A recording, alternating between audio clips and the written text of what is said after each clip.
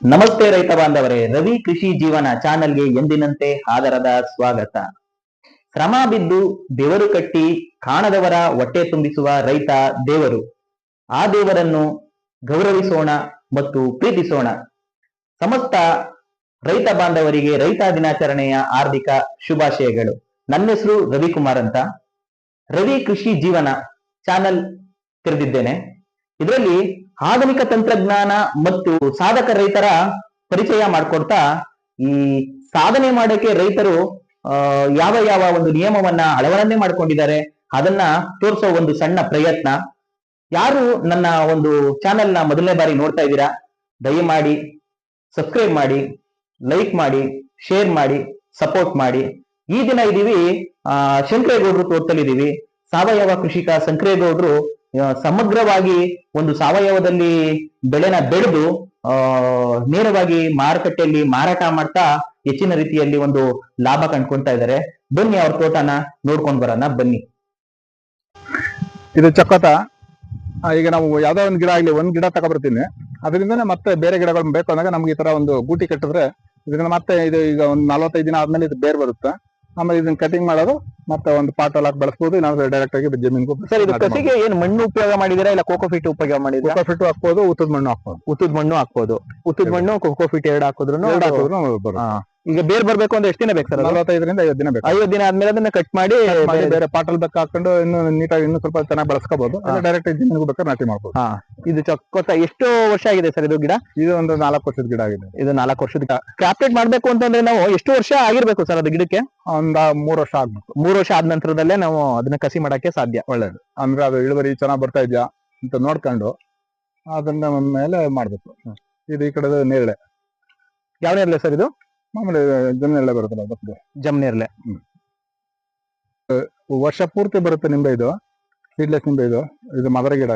ಇದರಿಂದನೇ ಅಲ್ಲಿ ಮದ್ದು ತೋರಿಸಿದ್ನಲ್ಲ, ಆ ಗಿಡಗಳೆಲ್ಲ ಕಸಿ ಮಾಡಿರೋದು. ನಾವು ಯಾವ್ದೇ ಒಂದ್ ಗಿಡ ತಂದ್ರು ಅಷ್ಟೇ, ಒಂದ್ ಗಿಡ ತಂದ್ರೆ ಸಾಕು, ಅದರಿಂದನೇ 10 ಗಿಡಗಳನ್ನ ಮಾಡ್ಕೊತಾ ಇರ್ತೀವಿ. ಯಾವ್ದೇ ರೈತರಿಗೆ ಯಾವ್ದು ಅಷ್ಟೇ ಹೇಳುದು, ಜಾಸ್ತಿ ಬರೀ ಗಿಡಕ್ಕೇನೆ ಮತ್ತೆ ಬೀಜಕ್ಕೇನೆ ದುಡ್ಡು ಹಾಕ್ಬೇಡಿ, ಆದಷ್ಟು ಬೀಜಗಳನ್ನೆಲ್ಲ ನೀವೇ ಮಾಡ್ಕೋಬೇಕು ಅಂತ ಹೇಳ್ತೀನಿ. ಇದು ಕಸಿ ಮಾಡಿರೋದ ಸರ್? ಅದು ಕಸಿ ಮಾಡಿರೋದು. ಇದರಿಂದ ಎಷ್ಟು ಸಸಿಗಳು ಮಾಡಿದಿರಿ ಸರ್? ಇದರಿಂದ ಆಗಲೇ ಈಗ ಒಂದು 6 ಸಸಿ ಮಾಡಿ. ಇದು ಕಿತ್ಲೆ ಇದೆ, ನಾಗ್ಪುರ ಕಿತ್ಲೆ ಅಂದ್ಬಿಟ್ಟು ಇದನ್ನು ಒಂದು ಇರ್ಲಿ ಅಂದ್ಬಿಟ್ಟು ಹಾಕೊಂಡಿದೀವಿ. ಮತ್ತೆ ಈಗ ಇದರಿಂದ ನಾಟಿ ಮಾಡ್ಬೋದು. ಮತ್ತೆ ಇದು ಬಾಳೆ, ಇದು ಸಕ್ಕರೆ ಗುತ್ತಿ ಬಾಳೆ ಅಂದ್ಬಿಟ್ಟು ಇದು ತುಂಬಾ ಚೆನ್ನಾಗಿರ್ತದೆ. ಯಾವ ತರ ಬರುತ್ತೆ ಸರ್ ಇದು ಸಕ್ಕರೆ ಗುತ್ತಿ ಬಾಳೆ ಅಂದ್ರೆ? ಮಾಮೂಲಿ ಬಾಳೆ ತರನೇ ಇರ್ತದೆ, ಸ್ವಲ್ಪ ಹಣ್ಣು ಮೆತ್ತಾಗಿರ್ತದೆ ಅಷ್ಟೇ, ತುಂಬಾ ಸ್ವೀಟ್ ಆಗಿರ್ತದೆ. ಇದೆಲ್ಲ ಹೇಗೆ ಸರ್ ಕೆಜಿ ಹೇಗಿದೆ ಬೆಲೆ? 70-80 ರೂಪಾಯಿಗೆ ಕೊಡ್ತೀವಿ ಮಾರ್ಕೆಟ್ ಅಲ್ಲಿ. 70 ರಿಂದ 80. ಈಗ ಇದ್ರಲ್ಲೂ ಅಷ್ಟೇನೆ ನೋಡಿ, ಇದು ಆಗಲೇ ಒಂದ್ ಕಟಿಂಗ್ ಆಗಿದೆ ಇಲ್ಲಿ. ಇದ್ರಲ್ಲೂ ಒಂದ್ ಕಟಿಂಗ್ ಆಗಿದೆ. ಇದು ಇವಾಗ ಆಗಲೇ ಗೊನೆ ಬರ್ತದೆ. ಇದು ನೆಕ್ಸ್ಟ್ ಬರುತ್ತೆ, ಅದು ನೆಕ್ಸ್ಟ್ ಬರುತ್ತೆ. ಪ್ರತಿ ಯಾವ್ದೇ ಒಂದ್ ಗಿಡ ಆಗ್ಲಿ ನಮ್ಮಲ್ಲಿ 3 ರಿಂದ 4 ಗೊನೆ ಬರ್ಬೇಕು. ಜೊತೆಗೆ ಮತ್ತೆ ಹಾಗೆ ಈಗ ಇದು ನೋಡಿ ಏಲಕ್ಕಿ ಬಾಳೆ. ಇದು ಇಲ್ಲಿ ಮಧ್ಯೆ ಈಗ ನಾವು ಮಲ್ಚಿಂಗಿಗೋಸ್ಕರ ಇದು ಉರುಳಿ ಹಾಕಿದೀವಿ, ಅಂದ್ರೆ ಲೈವ್ ಮಲ್ಚಿಂಗ್ ತರ. ಈಗ ಒಣಸತ್ತೆ ಹಾಕೋದ್ರ ಬದಲು ಈಗ ನಮ್ಗೆ ಇದು ಹಾಕಿದ್ರೆ ಈಗ ಇದು ಉರುಳಿ ಕಾಳುನು ಬರುತ್ತೆ. ಜೊತೆಗೆ ನೀರಿನ ತೇವಾಂಶನ ಜಾಸ್ತಿ ಹಿಡಿದಿಟ್ಕೊತದೆ. ಇದು ತೇವಾಂಶ ಬೇಗ ಆರಲ್ಲ. ಒಂದ್ ತಿಂಗಳಿಗೆ ಒಂದ್ಸಲ ನೀರು ಕೊಟ್ರೆ ಸಾಕು. ಮತ್ತೆ ಈಗ ನಮ್ಗೆ ಇದರಿಂದ ಉಳ್ಳಿನೂ ಬಂದಾಗಾಯ್ತು. ಈಗ ನೋಡಿ ಈಗ ಅಲ್ಲೇ ಉಳ್ಳಿ ಬಂದೇ ಬಿಡ್ತದೆ. ಸರ್, ಇದು ನನಗೆ ವಿಶೇಷ ಅನ್ಸಿದ್ದೇನಂದ್ರೆ ಇಲ್ಲಿ ನೀವು ಏನ್ ಡಿಸ್ಟೆನ್ಸ್ ಅಲ್ಲಿ ಈ ಗುಂಪು ಬಾಳೆನೆ ಇದೆಯಲ್ಲ? 15 ಅಡಿಗೆ ಹಾಕಿದೀವಿ. 15 ಅಡಿ. 15 ಅಡಿ. ಗಿಡದಿಂದ ಗಿಡಕ್ಕೆ 6 ಅಡಿಗೆ ಹಾಕಿದೀವಿ. 6 ಅಡಿ 15 ಅಡಿಲಿ ಗುಂಪು ಮಾಡ್ಬೋದಾ ಸರ್? ಹೌದೌದು, ಬರ್ತಾ ಇದೆ ಸರ್. ಇಳುವರಿ ಚೆನ್ನಾಗಿ ಬರ್ತಾ ಇದೆಯಲ್ಲ.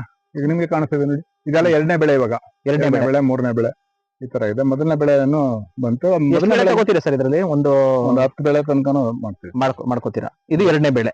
ಹೌದು, ಆಲೆ 3ನೇ ವರ್ಷ ಆಗಿದೆ. ಇದು 2ನೇ ಬೆಳೆ ಆದ್ರೆ ಆಲೆ 3 ವರ್ಷ ಆಗ್ತದಂತು.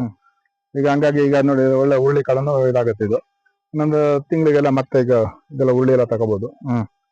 ಹಂಗಾಗಿ ನಾವು ಬರೀ ಮಲ್ಚಿಂಗ್ ಮಾಡ್ಕೊಂಡು ಹಾಕೋಬಾರ್ದು. ಮಲ್ಚಿಂಗ್ ಇಂದ ನಮ್ಗೆ ಆದಾಯ ಬರ್ಬೇಕು. ಒಂದೇ ಬೆಳೆ ಆಗ್ಬಾರ್ದು, ಯಾವ್ದೇ ಒಂದ್ ಬೆಳೆ ಆಗ್ಲಿ.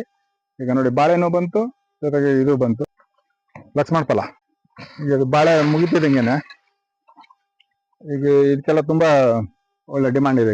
ಎರೆಗೂ ಬೇಡಿಕೆ ಇದೆ, ಮತ್ತೆ ಹಣ್ಣಿಗೂ ಬೇಡಿಕೆ ಇದೆ. ಕ್ಯಾನ್ಸರ್ಗೆ ಅದು ಮೆಡಿಸನ್ ಆಗಿ ಯೂಸ್ ಮಾಡ್ತಾರೆ. ಹಂಗಾಗಿ ಈಗ ಇದು ಯಾವ್ದೋ ಒಂದು ಇದಿಲ್ದೇನೆ ಈಗ ಬಾಳೆ ಗಿಡ ಹೋಗೋಷ್ಟ್ರಲ್ಲಿ ಇದೆಲ್ಲ ಬಿಡಕ್ ಶುರು ಆಗುತ್ತೆ.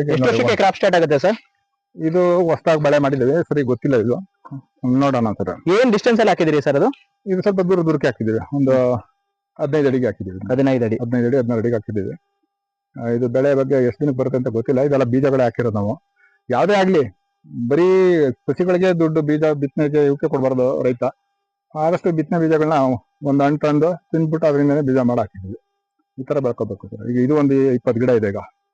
ಈಗ ಇದಕ್ಕೆಲ್ಲ ಮುಂದೆ ತುಂಬಾ ಒಳ್ಳೆ ಬೆಳಕೆ ಬರುತ್ತೆ. ಹಾಗಾಗಿ ಇದನ್ನು ಮಾಡಿದ್ವಿ. ಈಗ ನೋಡಿ, ಈಗ ನೀವು ಕೊನೆ ಬರುತ್ತಾ ಅಂದ್ರಲ್ಲ, ಈಗ ಇಷ್ಟು ಬಂದೇ ಬರುತ್ತೆ. ಈಗ ಒಂದು 8 ರಿಂದ 10 ಕೆಜಿ ಬಂದೇ ಬರುತ್ತೆ. 15/6 ಗುಂಪು ಬಾಳೆ ಮಾಡಿದ್ರು ಇಷ್ಟು ಚೆನ್ನಾಗಿ ಗೊನೆ ಬರುತ್ತೆ sir? ಬರುತ್ತೆ. ಎಲ್ಲಾ ಕಡೆನೂ ಬಂದಿದೆ ಸರ್? ಅಲ್ಲ, ಈಗ 2 ಗೊನೆ ಬಂದಿದೆ ನೋಡಿ. ಇದ್ರಲ್ಲೂ ಅದ್ರಲ್ಲೂ ಒಂದು ಬಂದಿದೆ, ಮತ್ತೆ ಈ ಕಡೆ ಇನ್ನೂ ಒಂದು ಬಂದಿದೆ ನೋಡಿ. ಇದು ಇದ್ರಲ್ಲೇ 2 ಗೊನೆ ಬಂದಿದೆ. ಆ ಕಡೆ ಒಂದು, ಈ ಕಡೆ ಒಂದು. ಹೌದು ಸರ್. ಮತ್ತೆ ಮೊದ್ಲು 2 ಗೊನೆ ಕಟಿಂಗ್ ಆಗಿದೆ ಇಲ್ಲಿ. ಹಂಗಾಗಿ ಒಂದ್ ವರ್ಷಕ್ಕೆ ಎಲ್ಲೇ ಬೆಳೀಲಿ ನಾವು ಬಾಳೆನ 4 ಗೊನೆ, ಕಮ್ಮಿ ಅಂದ್ರೆ 4 ಗೊನೆ ತಗೋಬೇಕು. ಈಗ ಇಲ್ಲೂ ಅಷ್ಟೇ ನೋಡಿ. ಮತ್ತೆ ಈ ತರ ಒಂದು ಬಟ್ಟೆನ ಕಟ್ಟೋದ್ರಿಂದ ಒಂದು ಕಾಯಿ ಒಳ್ಳೆ ಸೈನಿಂಗ್ ಚೆನ್ನಾಗ್ ಬರುತ್ತೆ. ಸ್ವಲ್ಪ ಒಂದು ಬಿಸಿಲೇಟ್ಗೆ ಇದಾಗದೇನೆ ಚೆನ್ನಾಗಿ ಕ್ವಾಲಿಟಿ ಚೆನ್ನಾಗ್ ಬರುತ್ತೆ ಅಂದ್ಬಿಟ್ಟು ಆ ತರ ಬಟ್ಟೆನ ಕಟ್ಟಿ ಮಾಡ್ತೀವಿ ಸರ್. ಎಲ್ಲಕ್ಕೂ ಕಟ್ಟಿದ್ರೆ ಒಳ್ಳೇದೇ ಅದು. ಪ್ಲಾಸ್ಟಿಕ್ ಪೇಪರ್ಗಳು ಕೆಲವರು ಯೂಸ್ ಮಾಡ್ತಾರೆ, ಅದನ್ನು ಪ್ಲಾಸ್ಟಿಕ್ ಗಿಂತ ಕಾಟನ್ ಬಟ್ಟೆಗಳು ಹಾಕಿದ್ರೆ ತುಂಬಾ ಚೆನ್ನಾಗ್ ಬರ್ತೈತೆ. ಹೌದಾ? ನೋಡಿ, ಈಗ ನಮ್ದು ಇದೆ 2-3 ಗೊನೆ ಕಟ್ಟಿದೆ. ಇದೊಂದು ಕಾಟನ್ ಬಟ್ಟೆ ನಾವು ಈಗ ವೇಸ್ಟ್ ಮಾಡಿದ್ರೆ ಬರುತ್ತೆ. ಈಗ ಒಳಗೆಲ್ಲ ತಗೊಂಡಾಗ ಎಸೆದ್ರ ಬದಲು ಇದನ್ನ ವೇಸ್ಟ್ ಆಗೋದ್ರ ಬದಲು ಈ ತರ ಮಾಡೋದ್ರಿಂದ ಒಂದು 2-3 ಗೊನೆ ಕಟ್ಬೋದು.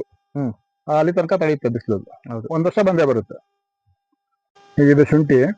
ಇದು ನಾವು ಬೇರೆಯವರೆಲ್ಲ ಎಕರೆ ಲೆಕ್ಕ ಬೆಳಿತಾರೆ. ನಾವು ಇದನ್ನ ಬೆಡ್ ಲೆಕ್ಕದಲ್ಲಿ 1, 2, 3, 4, 5 ಬೆಡ್ ಬೆಳೆಯೋದು. ಇದನ್ನು ನಮ್ಮನೆ ಮಾರಾಟ ಆಗುತ್ತೆ. ಪ್ರತಿ ವಾರ ಒಂದು 10 ಕೆಜಿ. ಸರ್, ಇದು ಹಾರ್ವೆಸ್ಟ್ ಆಗಿದೆ ಇಲ್ಲಿ? ಈ ಕಡೆಗೆಲ್ಲ ಆಗಿದೆ.